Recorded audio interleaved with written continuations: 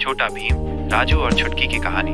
एक बार की बात है, ढोलकपुर गांव में छोटा भीम रहता था, जो बहुत ताकतवर और दयालु था। उसका सबसे अच्छा दोस्त राजू था, जो थोड़ा शरारती लेकिन बहुत बहादुर था। उनके साथ थी छुटकी, जो गांव की सबसे समझदार और प्यारी बच्ची थी। ये तीनों पक्के दोस्त थे और हमेशा एक दूसरे का साथ देते थे। एक दिन ढोलकपुर गांव पर कीचक और उसके शैतानी दोस्तों ने हमला कर दिया। कीचक बहुत बलवान था और उसकी बुरी नजर गांव के खजाने पर थी। गांव वाले डरकर इधर उधर भागने लगे। राजा इंद्रवर्मा भी चिंतित थे, क्योंकि कीचक की शक्ति का सामना करना मुश्किल।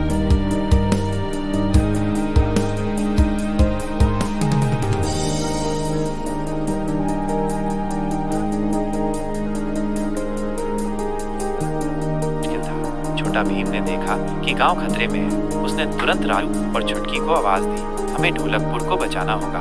भीम बोला। राजू, जो हमेशा भीम के साथ खड़ा रहता था, बोला, हाँ भीम, हम तुम्हारा पूरा साथ देंगे। छुटकी ने अपनी सूझबूझ से कहा, हमें एक योजना बनानी होगी। कीचक बहुत ताकतवर है, हमें उसे चतुराई से हराना होगा।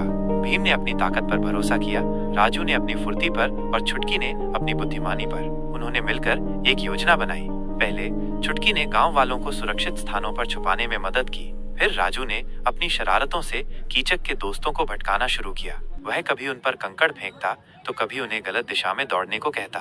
इधर भीम सीधे कीचक से भिड़ गया। दोनों के बीच भयंकर लड़ाई हुई। भीम अपनी पूरी ताकत से लड़ रहा था, लेकिन कीचक भी कम नहीं था। जब भीम को लगा कि कीचक थोड़ा कमजोर पड़ रहा है, तो उसने उसे अपने खास लड्डू दिए। लड्डू खाते ही भीम की ताकत और बढ़ गई। राजू ने मौका देखकर कीचक के साथियों को एक गड्ढे में गिरा दिया। छुटकी ने गांव के लोगों की मदद से जाल बिछाया, जिसमें कीचक फंस गया। भीम ने अपनी बढ़ी हुई ताकत से कीचक को एक जोरदार मुक्का मारा और उसे धूल चटा दी। कीचक और उसके साथी हार मानकर भाग खड़े हुए। ढोलकपुर में शांति लौट आई।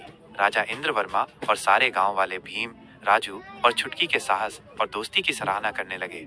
कहानी की सीख, एकता में बल है। जब दोस्त मिलकर काम करते हैं तो कोई भी मुश्किल आसान हो जाती है। साहस और बुद्धिमानी, केवल ताकत ही नहीं बल्कि समझदारी और हिम्मत भी हमें मुश्किलों से बाहर निकालती है। अच्छाई की जीत, बुराई कितनी भी ताकतवर क्यों न हो, अंत में अच्छाई की ही जीत होती है।